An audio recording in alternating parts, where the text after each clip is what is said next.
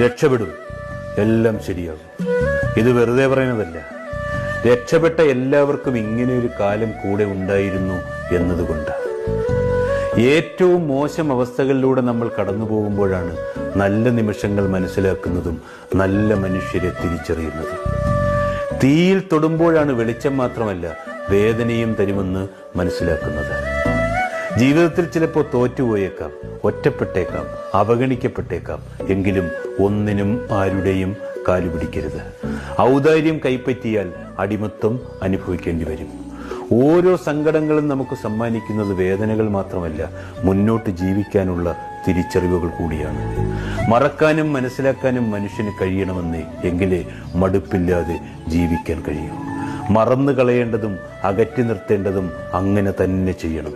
എങ്കിലേ മനസ്സമാധാനത്തോടെയും സന്തോഷത്തോടെയും ജീവിക്കാനാവും.